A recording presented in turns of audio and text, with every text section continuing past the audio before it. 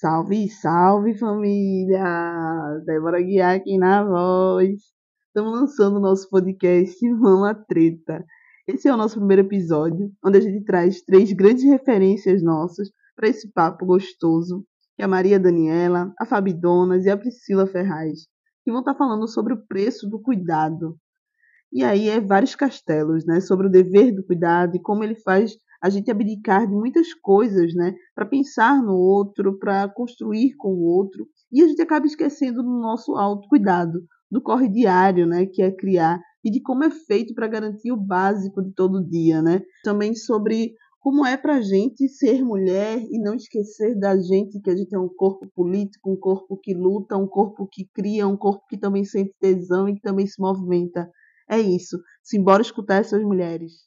Olá, meu nome é Maria Daniela, sou ativista dos direitos da população trans, das mulheres e das pessoas que usam drogas. Atualmente, eu atuo pela RENFA, a Rede Nacional de Feministas Antiproibicionistas, a Motrans, Articulação em Movimento para Travestis e Pessoas Trans de Pernambuco, e CONAMAN, Coletiva Nacional de Mulheres Antimanicomiais. Gostaria de agradecer à mãe de proibicionista, Débora Guiar, e sua equipa, pelo convite para esse podcast, o preço e a cobrança pelo cuidado, e falar sobre o tão desafiador que é a maternidade, em especial para as mães trans e travestis, que passam por uma maternidade extremamente solitária, raramente reconhecida. Porque ser mãe não é sobre dar à luz, mas sobre o cuidado em vida e para além dela. É abdicar de sonhos, oportunidades, despriorizar a si própria e até adoecer para cuidar de quem amamos. Bem, antes de mais nada, eu gostaria de enfatizar que o cuidado é uma ferramenta e estratégia de resistência, fortalecimento e luta. Quando falamos de cuidado, é importante não esquecermos de considerar o contexto onde aquelas pessoas estão inseridas, se encontram. Todo cuidado é um ato de amor e entrega, mas o recorte de classe traz situações que pesam por demais na vida das mães e pessoas que cuidam, assim como o território onde aquelas pessoas se localizam, onde elas vivem. Das minhas 5 crias, criei 4, 2 meninos e 2 meninas, e ainda tive uma enteada também, na qual criei. Divido a minha maternidade em 2 fases. A primeira, quando desempregada universitária, habitei por 15 anos uma ocupação estudantil, em Dois Irmãos, periferia de Recife, com os 2 meninos e a enteada. Era tudo muito precário, a gente morava no alto, não chegava água, não tinha banheiro, era só um cômodo, depois fizemos uma cozinha e posteriormente aumentei a casa. E nessa fase, boa parte como mãe solo, eu carregava 100 litros de água, ladeira acima e ladeira abaixo, todos os dias. Lavava roupa na resistência estudantil que ficava do outro lado da mata. Basicamente não tinha tempo para mim.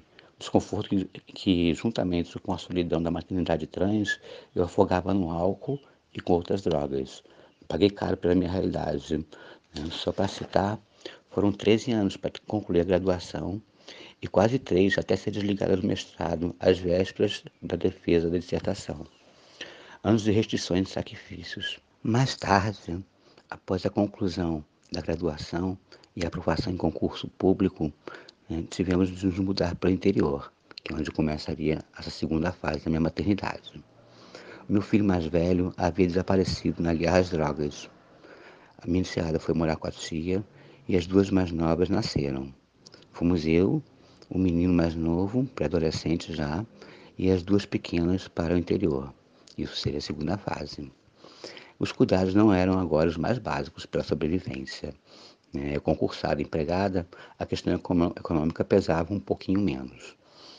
Porém, a maternidade no interior consiste em se deparar com um mundo esquecido pelo poder público e onde nossa rede de cuidados, saúde, educação, lazer, etc., extrapola os limites territoriais do município. Demandam tempo, gastos e energia que só acrescentam a lista de dificuldades. Enfim, nesse bojo, é importante lidar com o autocuidado com uma busca de fortalecer nossa saúde mental, nosso corpo e nossa alma, a fim de estarmos bem, né, e não apenas buscar o mínimo de conforto espiritual, mas também de estarmos bem para cuidar de quem amamos. Quando pensamos em criar, Desejamos um mundo acolhedor, ambientes saudáveis, uma sociedade que respeite o direito das pessoas e que exista justiça social, né? Para nossas crias, né? De que é um mundo melhor, né? Nesse sentido, percebemos que cuidar é também lutar por uma sociedade e um mundo melhor, né? E para além de responsabilidade social, é importante também entender, né, a importância da consciência ambiental, como também parte dessa responsabilidade social, pois hoje enfrentamos as mudanças climáticas, o racismo ambiental, né, e toda uma série de questões que impactam as pessoas mais empobrecidas, mais vulnerabilizadas. Hoje, né, quando eu entendo que por muitos anos eu criei expectativas, esperei atitudes, postura das pessoas, né, isso é bastante adoecedor, né. Então, hoje em dia, eu hoje dizia para mim lá atrás o seguinte, né, faz o teu, benção, sem esperar nada de ninguém, né, e não esquece, onde não puder amar, não te demores. Essa última frasezinha é de Frida Kahlo.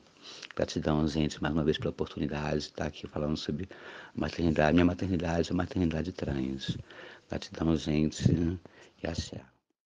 Olá, eu sou Fabiana Costa, sou conhecida artisticamente como Fabi Donas, sou natural de Recife, Pernambuco, sou mãe, sou poeta, rapper, sou avó também, e para mim é uma satisfação estar participando aqui dessa entrevista hoje com vocês. Então, para mim, ser mãe, né, a maternidade é uma experiência transformadora, né, que me trouxe muitas emoções e muitas responsabilidades. Estar nesse lugar, para mim, é muito desafiador, pelo fato de assumir sozinha, né, toda essa responsabilidade.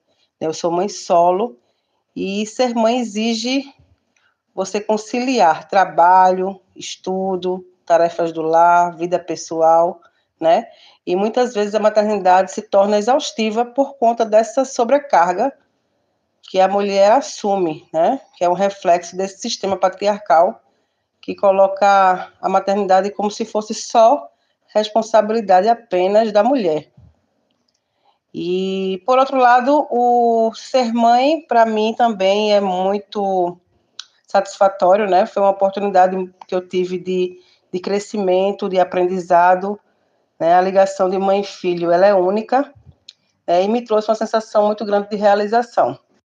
Bom, e aí sobre a pergunta do preço que nós mães, mulheres, pagamos pelo cuidado com o outro e pelo autocuidado, eu diria que quando se há uma centralização de obrigações apenas voltada para as mulheres, fica muito difícil a gente ter esse autocuidado consigo mesma, né? Uma vez que todas as obrigações e tarefas estão centralizadas na mulher, né? Devido a esse sistema machista, opressor e patriarcal que coloca a mulher nessa posição de cuidadora do lar, né? De protetora, e aí fica muito difícil a gente, né? Ter esse autocuidado consigo mesma, e isso pode nos levar a uma exaustão, né? A problemas de saúde, para doenças crônicas, pela falta de tempo de cuidar de si mesma, né? O desgaste da nossa saúde mental, né? O nosso tempo que é dedicado à família limita nossas oportunidades. E daí ficamos sem tempo para exercer esse autocuidado, né? Com as nossas atividades pessoais. Eu, enquanto mulher ativista da cultura hip hop, vejo que a responsabilidade social que eu desenvolvo a partir do meu trabalho contribui muito para o fortalecimento, né, e o empoderamento de outras mulheres, né, que também enfrentam desafios, né, com a criação de seus filhos, né, aliados às suas carreiras artísticas. Né, nós enfrentamos estigmas e preconceitos, né, e poder promover, através da responsabilidade social, né, políticas inclusivas, igualitárias e um ambiente mais acolhedor e respeitoso, né, para essas mulheres, é muito gratificante. Então, o que eu diria a mim mesma no começo da minha maternidade é o seguinte: eu fui mãe muito jovem, fui mãe com 15 anos, eu não entendia de absolutamente nada de maternidade, eu não tive orientação, fui criada só com mãe, né? Não tive pai presente. Passei dentro da minha casa um processo de violência. Eu tive uma infância muito conturbada e tudo isso acarretou, né, essa gravidez precoce. Saí de casa muito cedo. E aí eu acabei deixando tudo para trás, né? Tive essa gravidez muito jovem, parei os estudos, tive sentimentos de culpa, sentimentos de medo, eu não me cuidava, achava que tudo tinha parado na minha vida, né? Eu não tive rede de apoio. Se eu tivesse, acredito que seria menos doloroso, né? Uma rede de apoio ou dentro de casa ou fora de casa. Eu falo dessa rede de apoio de orientação, de diálogo, né? Tive uma rede de apoio que foi a minha mãe, né? Que foi a única que teve do meu lado, mas era uma rede de apoio mais financeira, né? Eu não tinha esse diálogo aberto com minha mãe, isso dificultava muito porque eu tive que descobrir a vida sozinha, né? Tinha medo de expor, né, minha situação, meus sentimentos para outras pessoas, então eu guardava tudo aquilo para mim mesma. Eu diria que naquele momento não era o momento de ter filho, porque eu era bastante nova, mas a realidade que eu passava não tinha, né, outra saída, né? Era uma realidade de violência que eu vivia, né? Não tinha orientação, então, infelizmente, era o que estava posto para mim. Mas você ter filho muito jovem, você acaba perdendo muita oportunidade, né? Você acaba interrompendo, né, a sua juventude. E aí chega uma idade que frustra, né? Porque você acaba perdendo e não tem mais como voltar naquele tempo. Mas é isso, né? Mas fui muito forte, fui muito corajosa, né? Tinha bastante medo, né? De tudo, que eu não sabia fazer nada, não sabia, né? O que era cuidar de uma casa sozinha. E aí eu passei a cuidar de casa, né? A fazer tudo, cuidar de filho. E hoje eu me sinto muito realizada comigo mesma, né? Muito grata a mim mesma por ter chegado até aqui, né? Hoje esse meu primeiro filho, ele me acompanhou, né? Nas atividades com o hip hop, e hoje ele também, né, produz, ele é produtor musical, está aí com o trabalho dele. E eu inspirei, isso é muito gratificante para mim, inspirar, né?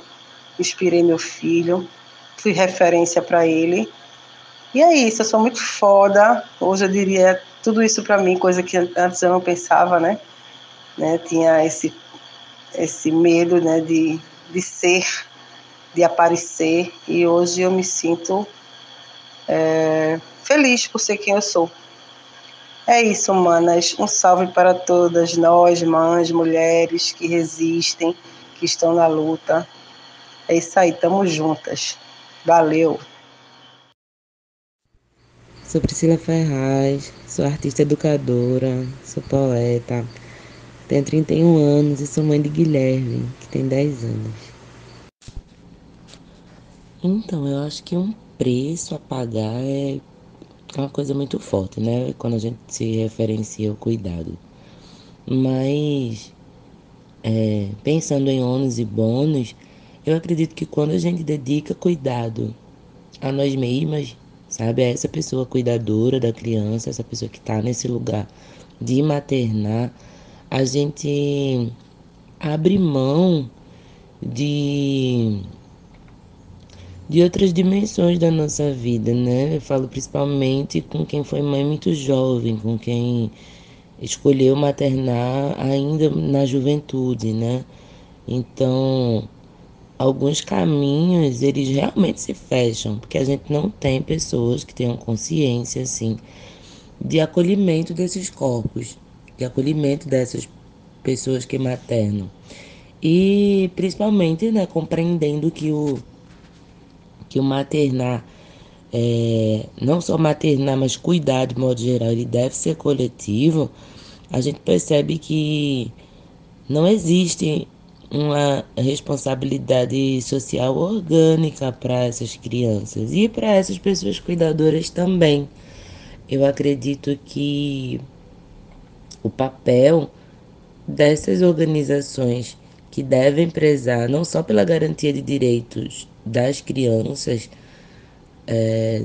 mas dessas mães, dessas pessoas cuidadoras, o papel desses órgãos, desses espaços de poder é acompanhar esse desenvolvimento, é garantir estrutura, é garantir espaço para que o desenvolvimento integral dessas crianças e dessas cuidadoras aconteçam. Muitas vezes a criança tem um ótimo caminho dentro do que se traça de perspectiva, dentro do que a gente consegue acessar basicamente, minimamente, em garantia de direitos, mas esse cuidador não tem condição de estar junto, de estar nesse mesmo fluxo. Enfim. E o que eu diria para o começo da minha maternidade? O que eu diria a mim mesma era: confia, sabe? Confia em você, confia na sua intuição, confia no processo que vai dar certo. Acho que eu me diria para ter mais confiança no meu cuidar, no meu formato de cuidar. Acredito que eu diria que as fases do maternar são diferentes e que eu deveria aproveitar com sabedoria todas elas, que passam muito rápido. Eu tenho um filho adolescente, pré-adolescente, né, agora. Então, é muito rápido, é muito depressa esse esse momento do crescer. E logo mais os cuidados se transformam, o cuidado que era de um jeito mais intenso nesse primeiro momento da infância vai se transformando, vai dando lugar a um cuidado mais elaborado. Então, acredito que é isso que eu diria: confia. Confia, confia em tu, mãe. Ouvindo essas três rainhas, a gente vai entendendo também o quanto a maternidade é algo plural e diverso, né? O quanto castelar o cuidado é algo que nunca foi tão pertencente a nós, né? Nunca foi tão presente na nossa vida, mas que também demarca muito bem a necessidade desse debate, né? A necessidade da construção desse processo para as próximas gerações, né? Quando eu digo a construção desse processo, eu digo algo como um comprometimento coletivo mesmo, né? Pensar o cuidado para nós, mulheres mães, mulheres que criam, mulheres que cuidam, mas também para que ele se torne um hábito para as nossas crianças, né? Para o nosso futuro. Eu acredito muito em todo esse processo de como a maternidade se dá a partir de nossas resistências, mas também a partir da ressignificação, né, que nós, mulheres mães, né, nos últimos tempos temos feito a partir do resultado que as nossas ancestrais deixaram para nós, né? Então, quando eu faço referência a Bell Hooks, quando eu falo sobre Conceição Evaristo, sobre os escritos delas, eu falo sobre uma narrativa que foi buscada por essas mulheres, né? Uma narrativa que foi revolucionada a partir do entendimento do quanto esse processo de cuidado para nós sempre esteve presente, mas nunca foi algo pertencente à nossa realidade, né? Então, mesmo com tantos exemplos de mulheres incríveis, mulheres empoderadoras, eu acredito que só nesses últimos anos a gente tem começado a pensar nesse processo como algo que possa sim existir na nossa vida, né? De diversas formas, mas que seja algo que realmente pode sim ser presente, né? Nossa, eu entendo muito isso como... E me lembro muito do Itã de Oxum, né? Que fala que Oxum lava primeiro as suas joias para depois lavar as joias dos filhos, né? E por muito tempo eu fui entendendo esse Itã como algo de um entendimento de tipo, caramba, como assim? Eu vou primeiro me referenciar para depois cuidar das minhas crias. Essa responsabilidade não é minha, né? Esse processo não é meu, então por que Oxum me diz isso? E aí, nos últimos tempos, me veio o entendimento de que não tem como eu cuidar das minhas filhas, não tem como eu criar a minha criança, né, e as minhas crianças, na verdade, sem estar bem comigo, né, sem me sentir bem comigo, sem me sentir cuidada. Na verdade, tem como, porque nós fazemos isso há vários anos, né? mas não fazemos isso com humanidade para nós mulheres, não fazemos isso pensando em quem nós somos, sabe? Eu sempre fui criada nessa estrutura de entendimento de que a mulher provém, né? A minha família é uma família matriarca. Eu sou uma das chefes de uma família de 7 mulheres. Então, a partir do ensinamento dessas mulheres, eu fui entendendo na falta do cuidado o que poderia sanar as minhas feridas, sabe? Eu fui entendendo o que poderia dar acalanto, não só ao meu corpo, mas à história das mulheres que vieram antes de mim. Então, hoje eu vejo o cuidado como uma prioridade em vários sentidos, mas principalmente para garantir a qualidade do cuidado que eu vou dar para as minhas filhas, entende? Então, pensar o cuidado hoje, para mim, ele vem na narrativa de entender, sim, esse Tani Oxum que fala que ela lava primeiro as suas joias, né, se olha no espelho para poder cuidar dos seus filhos, né, para poder dar aos seus filhos o melhor que ela pode ter. Então, ela nada mais está dizendo ali que não tem como a gente cuidar do outro se a gente não cuidar da gente. Não tem como a gente vestir o corpo de outro se o nosso corpo está nu, né?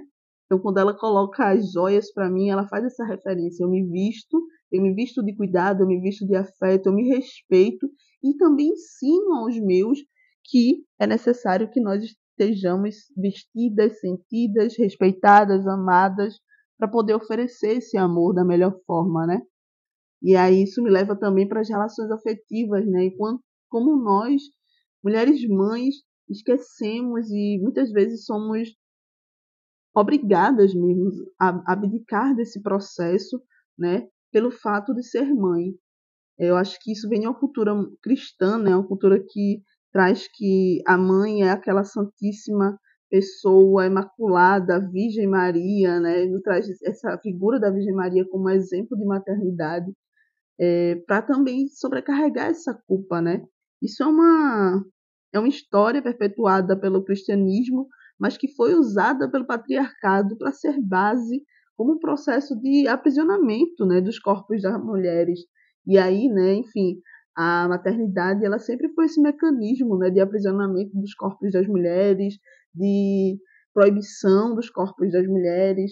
Então, eu acho que entender esse tanto de Mamãe Oxum sobre as joias, né, sobre vestir o seu corpo de joias para poder lavar as joias dos seus filhos, me faz ver a realidade sobre o que é o cuidado com respeito, com autonomia, sobre o que é o cuidado para mim enquanto mãe, sabe? Para que eu possa cuidar.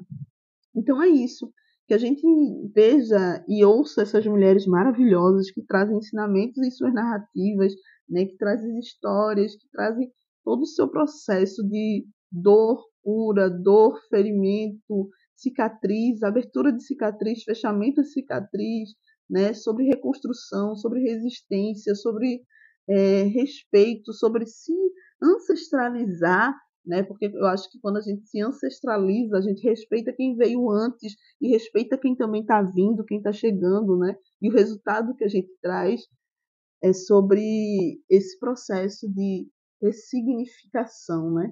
Então, esse aprendizado que eu tive ouvindo essas mulheres, né? A Priscila, a Maria Daniela, a Fabi, me traz muito sobre uma reconexão sobre quem eu sou e me faz enxergar nos caminhos das minhas irmãs, mas também me faz entender o quanto a maternidade é muito única, né?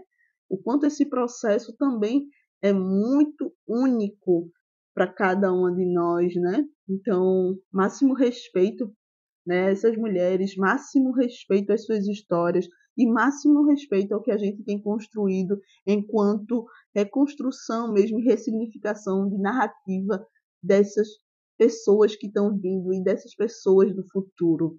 É nós, mamatretas. A gente fica por aqui, mas os próximos episódios já vêm aí. E eu espero que vocês estejam com a gente, que vocês tenham gostado e que vocês estejam com a gente nos próximos episódios também. Então se liguem, curtam, compartilham, exaltem e multipliquem a narrativa dessas mulheres que estão sim reconstruindo um novo mundo, uma nova sociedade, né, em um pensar político que inclua todas as corpas, um pensar político que agregue a diversidade de nossas crianças, a pluralidade de nossas crianças, né? É isso, é nós. Máximo respeito a todo mundo que chegou até aqui E simbora, simbora que Mama Treta tá só começando.